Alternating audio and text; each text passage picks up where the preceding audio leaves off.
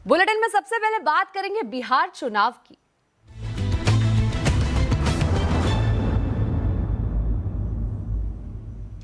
महागठबंधन के बाद एनडीए ने भी बिहार विधानसभा चुनाव के लिए अपना घोषणा पत्र जारी कर दिया है। इस दौरान एनडीए के बड़े नेता मौजूद रहे।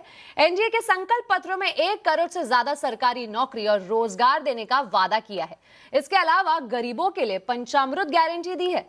संकल्प पत्र में 5 लाख रुपए तक मुफ्त इलाज, 125 यूनिट तक फ्री बिजली और मुफ्त राशन का वादा किया है। इसके अलावा बिहार में 50 लाख पक्के मकान बनाने का वादा भी किया है। महिला रोजगार के लिए 2 लाख रुपए तक का मदद का वादा भी किया है। वहीं 1 करोड़ महिलाओं को लखपति दीदी बनाने का इरादा भी है। आर्थिक रूप से पिछड़े वर्ग के 10 लाख रुपए की आर्थिक मदद का वादा भी किया है। फिर से एनडीए की सरकार बनी तो किसान सम्मान निधि की राशि 6,000 से बढ़ाकर 9,000 रुपए करने का वादा भी इसमें शामिल है।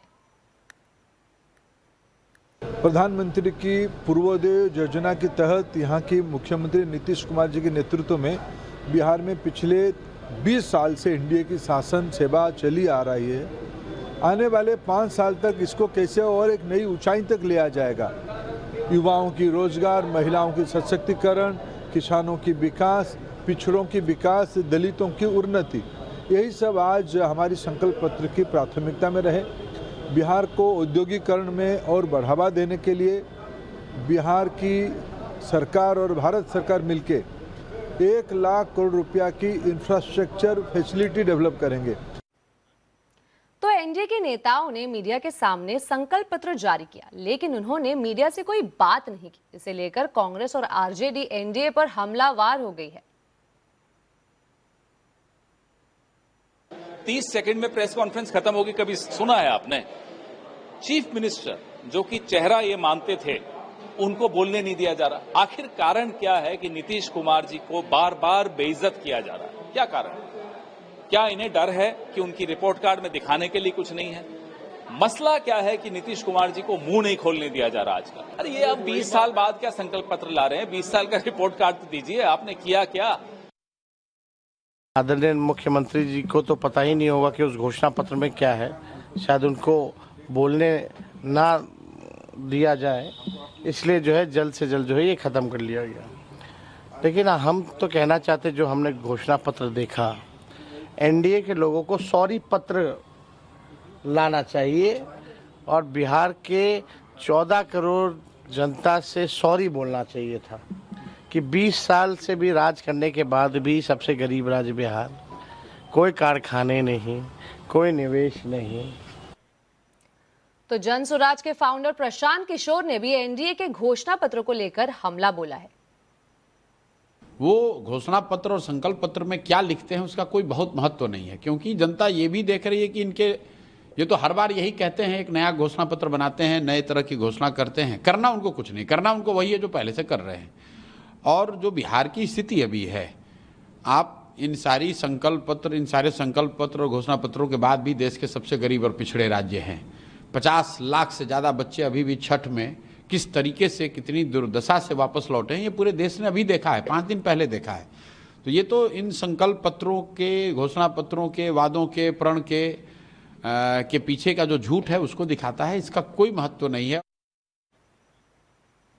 तो इधर संकल्प पत्र के दौरान प्रेस कॉन्फ्रेंस नहीं करने पर एनडीए की तरफ से सफाई भी आई है। राष्ट्रीय लोक मोर्चा के प्रमुख उपेंद्र कुशवाहा ने कहा है कि चुनाव का समय है, सभी नेता व्यस्त है, इसीलिए लंबे समय तक बैठना संभव नहीं था। ऐसा कैसे कह सकती है प्रेजेंट नहीं? उन्होंने आकर के जारी किया है। सब लोगों ने मिलकर, एनडीए ने, जिसमें नीतीश कुमार की जो उपस्थिति थी, सबने मिलकर इसको जारी किया है। हाँ, अभी चुनावी व्यवस्था है, जिसके चलते कई जगह सब लोगों को जाना है, तो लोग जा रहे हैं, इसलिए अब वहाँ सब लोग बैठकर 1 घंटा समय लगाते तो उसमें अभी जो प्रभावित होता। तो लोहा पुरुष सरदार वल्लभ भाई पटेल के 150वीं जयंती के मौके पर देश भर में राष्ट्रीय एकता कार्यक्रम का आयोजन किया जा रहा है। इस मौके पर प्रधानमंत्री नरेंद्र मोदी केवड़िया में आयोजित राष्ट्रीय एकता दिवस समारोह में शामिल हुए। पीएम मोदी ने सरदार पटेल को श्रद्धांजलि दी, साथ ही राष्ट्रीय एकता की शपथ दिलाई। इसके अलावा उन्होंने एकता परेड का निरीक्षण किया। परेड में बीएसएफ, सीआरपीएफ, सीआईएसएफ, आईटीबीपी के साथ कई राज्यों की पुलिस टुकड़ियां भी शामिल हुई। केवड़िया में एकता परेड से लेकर शेरो शो भी देखने को मिला। इस मौके पर पीएम मोदी ने विपक्ष पर वार किया। उन्होंने कहा कि वोट बैंक की राजनीति के लिए दशकों तक घुसपैठ होती रही। पीएम ने कहा है कि हमारी सरकार ने घुसपैठियों को बाहर निकालने का संकल्प लिया है। बहुत बड़ा खतरा घुसपैठियों से भी है। देश के भीतर दशकों से विदेशी घुसपैठिए आते रहे, वो देशवासियों के संसाधनों पर कब्जा करते रहे, डेमोग्राफी का संतुलन बिगाड़ते रहे, देश की एकता दांव पर लगाते रहे। लेकिन पुरानी सरकारें इतनी बड़ी समस्या पर आंख मूंदे रही। अब बात करेंगे बाजार की। कारोबारी हफ्ते के आखिरी दिन बाजार में दबाव रहा है। सेंसेक्स निफ्टी गिरावट के साथ बंद हुए। सेंसेक्स 466 पॉइंट गिरा तो निफ्टी 156 पॉइंट फिसलकर बंद हुआ है। आज के बाजार में मिड कैप स्मॉल कैप शेयरों में भी दबाव रहा है। बाजार में आज कैसा रहा कारोबार, बता रही है कंचन नौटियाल। तो हफ्ते का आखिरी कारोबारी दिन, इनफैक्ट अगर अक्टूबर का भी देखा जाए तो ये आखिरी कारोबारी दिन है। बाजार में थोड़ी सी जो प्रॉफिट बुकिंग है आज के सत्र में देखने को मिली है। निफ्टी में अगर आप देखें तो करीब करीब 1% की गिरावट आज के सत्र में देखी गई है। बैंक निफ्टी थोड़ा सा आज अपने बैकफुट में खेलता हुआ नजर आया है।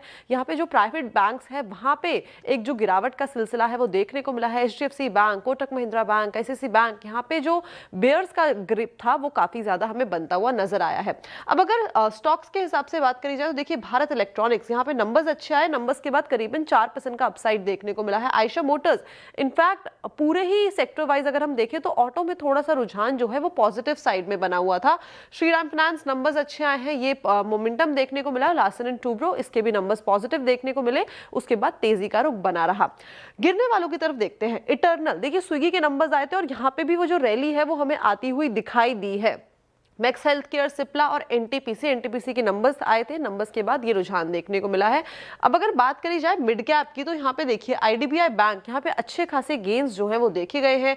IDFC फर्स्ट बैंक में अच्छे गेंस देखे गए हैं और खबरों के चलते ये एक तो पूरे बाजार में बजिंग था, उसके बाद भी ये जो मोमेंटम है वो देखने को मिला है। और बिंदो फार्मा और येस बैंक में आज थोड़ी हल्की फुल्की हमें बढ़त देखने को मिली है। लूजिंग पॉकेट में बात करें बंधन बैंक, यहाँ पे जो एसेट क्वालिटी है वो काफी ज्यादा हमें गिरती हुई नजर आई है। कल इसके नंबर्स आए थे जिसके बाद ये देखा गया है। एम्फेसिस नंबर्स के बाद ये गिरावट देखी गई है। नायका और PB फिनटेक की बात करी जाए तो यहाँ पे भी जो मंदी का रुझान है वो बनता हुआ नजर आया। लेकिन अगर हम ओवरऑल समझे तो अक्टूबर सीरीज की जो एंडिंग है वो हमें एक फ्लैट नोट पे होती हुई दिखाई दी है, बिकॉज रिसेंटली हमने देखा था बाजार में एक अच्छा खासा मोमेंटम जो है वो बना हुआ था, जिसके बाद एक प्रॉफिट बुकिंग आई है। तो बाजार में अभी 2 दिनों से गिरावट हावी है, लेकिन इसको अभी ट्रेंड नहीं मान सकते। इस हफ्ते के इंट्राडे में बाजार ऑलमोस्ट न्यू हाई पर पहुंचा था। तो ऐसे में आगे क्या करें, आवाज अड्डा में आज इसी पर चर्चा करेंगे। डर के आगे नया शिखर, जरूर जुड़िए शाम 7:57 पर। तो बैंक निफ्टी की तस्वीर बदलने वाली है। जी हां, दरअसल CNBC आवाज की खबर का बड़ा असर दिखा है। सेबी ने इंडेक्स वेटेज मैनेजमेंट पर नए नियम नोटिफाई कर दिए हैं। इसका सबसे बड़ा असर बैंक निफ्टी के स्ट्रक्चर पर पड़ेगा। क्या होंगे बड़े बदलाव, बता रहे Yatin Mota.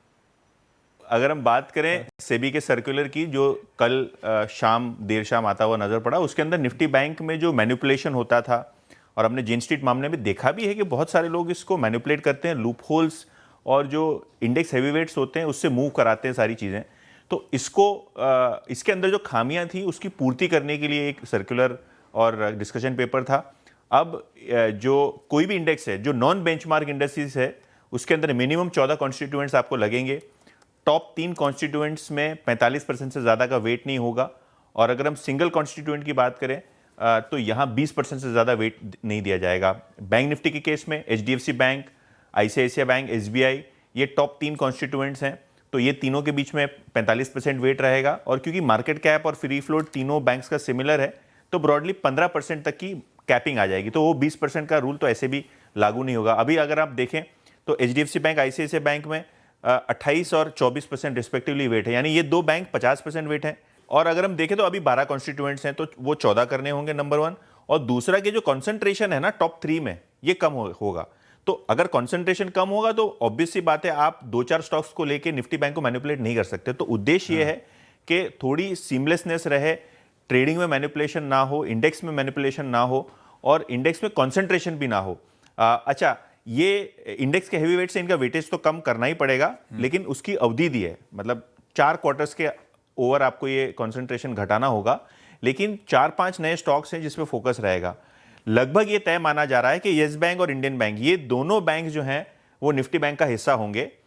In case NSC की जो इंडेक्स कमिटी है, जो सेबी के रेगुलेशंस हैं, उसके तहत अगर ज़्यादा भी स्टॉक्स जोड़ने हो, क्योंकि मिनिमम 14 बोले हैं तो 2 तो आएंगे ही, क्योंकि मिनिमम क्राइटेरिया तो फुलफिल करना है। अगर आप 4 स्टॉक्स दे देते हैं तो bank of India, union bank भी नुआमा के अल्टरनेट रिसर्च के हिसाब से वो भी आ सकते हैं।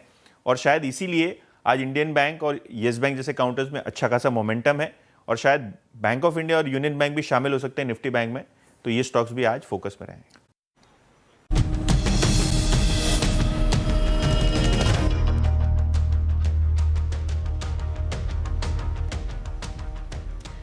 ब्रेक के बाद फिर एक बार स्वागत है आपका आवाज समाचार में।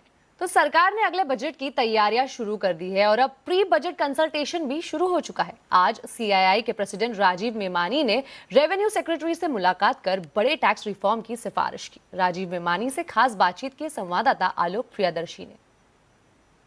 सर, आज जो मुलाकात हुई है उसमें किन मुद्दों को आप लोगों ने हाईलाइट किया, क्योंकि ऑलरेडी जीएसटी को लेकर और इनकम टैक्स को लेकर सरकार बड़े रिफॉर्म कर चुकी है। हाँ, तो इसीलिए हम लोग ने ज़्यादा करके जो आज चर्चा की सरकार से, उसमें ये था कि सिंप्लीफिकेशन किया जाए, कि अगर डिस्प्यूट्स बढ़ रहे हैं, डिस्प्यूट्स को कैसे कम किया जाए, उनको कैसे जल्दी तरीके से सॉल्व किया जाए, ऑल्टरनेट डिस्प्यूट रेजोल्यूशंस कैसे मैकेनिज्म बढ़ाए जाए, टीडीएस सिंप्लीफिकेशन कैसे किया जाए, और कई ऐसी चीज़ें हैं जैसे M&A है, तो M&A से संबंधित कई लॉज हैं, चाहे वो जो नए एक्ट में आए हैं जो थोड़ा सा कंफ्यूजन क्रिएट करते हैं, तो वो सब भी जो चीज़ें हैं उस पर ज़्यादा फोकस किया। सर, अगर हम बात करें कि इंडस्ट्री स्पेसिफिक बायबैक की बात हो गई या फिर कई सारे और भी एक्साइज ड्यूटी या फिर आपके टैरिफ का असर बहुत ज़्यादा पड़ रहा है डोमेस्टिक टैक्स पॉलिसीज़ पर, तो उसको देखते हुए हमारे मैन्युफैक्चरिंग और तमाम चीज़ों को बढ़ाने के लिए किस तरह के सुझाव? नहीं, बायबैक अलग है। तो बायबैक का जो लास्ट ईयर इंट्रोड्यूस किया था उसमें हम लोग को लगा कई चीज़ें पूरी तरीके से इक्विटेबल नहीं है, तो हम लोग ने अपने सजेशंस दिए हैं।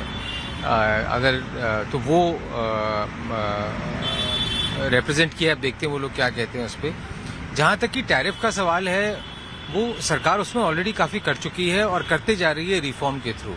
तो ऐसा कोई खास नहीं मांगा है कि टैरिफ के कारण ऐसे करना चाहिए वैसे करना चाहिए, बट ये है कि डोमेस्टिक मैन्युफैक्चरिंग को इनकरेज करना चाहिए। तो उसके लिए सेक्टोरल पॉलिसीज हैं, वो सरकार उन सेक्टोरल पॉलिसीज में काम ऑलरेडी कर रही है, कुछ हम लोग ने भी सजेस्ट किया है।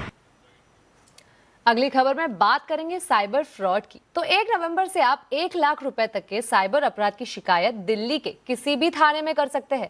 इसके लिए आपको साइबर अपराध शाखा जाने की जरूरत नहीं होगी। क्या होगा इससे फायदा, बता रहे संवाददाता असीम मनचंदा। साइबर अपराधों की संख्या में लगातार बढ़ोतरी हो रही है। किसी भी व्यक्ति के साथ साइबर अपराध हो जाता है, वो अपने पास के पुलिस थाने में जाता है तो वहां उसे मना कर दिया जाता है कि ये उनका जुडिक्शन नहीं है, उसे साइबर अपराध शाखा के अंदर भेज दिया जाता है। लेकिन अब ऐसा नहीं होगा। 1 नवंबर से साइबर अपराध की EFIR दिल्ली के किसी भी थाने के अंदर हो सकेगी। अगर आपके साथ साइबर अपराध होता है तो आप इसकी शिकायत किसी भी पुलिस स्टेशन के अंदर कर पाएंगे, बशर्ते कि ये फ्रॉड जो है आपके साथ 1 लाख रुपए से ज्यादा का हो। पहले ये रकम 10 लाख रुपए थी, लेकिन अब इसको घटा करके 1 लाख रुपए कर दिया गया। इसके साथ साथ आपको एक शिकायत का डॉकेट नंबर दिया जाएगा। आपको पता चल पाएगा कि आपकी शिकायत के ऊपर क्या कार्रवाई हुई, उसका स्टेटस क्या है, क्योंकि साइबर अपराध के अंदर पहले 72 घंटे बेहद जरूरी होते हैं कि उसके अंदर जो अमाउंट है वो ट्रांसफर एक अकाउंट से दूसरे अकाउंट के अंदर ट्रांसफर होती है, उसके बाद ही बाहर निकाली जाती है। तो अगर आपकी शिकायत बहुत जल्दी दर्ज की जाती है तो इसके ऊपर बहुत तेजी से कार्रवाई हो सकेगी। इसके अलावा आपके पास दूसरे विकल्प भी साइबर क्राइम के लिए रिपोर्ट करने के लिए उपलब्ध है। आप साइबर क्राइम नंबर 1930 के ऊपर शिकायत कर सकते हैं या फिर cybercrime.gov.in के ऊपर भी अपनी शिकायत कर सकते हैं। वहां भी आप EFIR अपनी दर्ज कर सकते हैं। तो ये नई सुविधा से लोगों को खासा फायदा होगा। उनके जो अमाउंट्स हैं उनको जल्दी से ब्लॉक किया जा सकेगा और उनके ऊपर और जो उनकी शिकायत है उनके ऊपर भी कार्रवाई की जा सकेगी। असीम मनचंदा, CNBC आवाज, दिल्ली। तो भारत की बेटियों ने कल नीली जर्सी में इतिहास रच दिया है। महिला वनडे वर्ल्ड कप के सेमीफाइनल में टीम इंडिया ने ऑस्ट्रेलिया को कभी न भूलने वाली मैच में हरा दिया है। 338 रन के पहाड़ जैसे स्कोर का पीछा करते हुए भारत की बेटियों ने वो कर दिया जो पहले कभी नहीं हुआ। ये विमेंस वनडे इतिहास की सबसे बड़ी रन चेस थी, लेकिन कप्तान हरमनप्रीत और जेमिमा रॉड्रिगेज ने इसे असंभव से लगने वाले कारनामे को कर दिखाया है। जेमिमा ने शानदार शतक लगाया और आखिर तक आउट नहीं हुई। उनकी जीत के बाद वाली भावुक तस्वीरें इस वक्त सोशल मीडिया पर वायरल हो रही हैं। पूरा देश इस वक्त जीत से गदगद है। अब रविवार को मुंबई के इसी डीवाई पाटिल स्टेडियम में साउथ अफ्रीका से फाइनल मुकाबला होगा। अगर टीम इंडिया ने ये भी जीत लिया तो फिर ये देश में महिला क्रिकेट के लिए 1983 मोमेंट होगा, जब कपिल देव की कप्तानी में भारत पहली बार क्रिकेट का वर्ल्ड चैंपियन बना था। लेकिन फिलहाल तो पूरा देश बोल रहा है शाबाश बेटियों।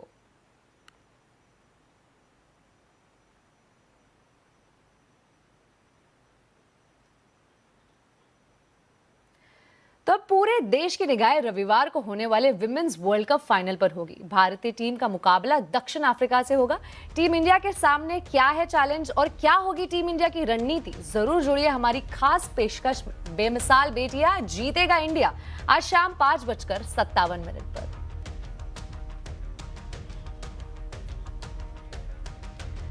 इसी के साथ बुलेटिन में बस इतना ही। आप देखते रहे CNBC आवाज और अपडेटेड रहे खबरों पर।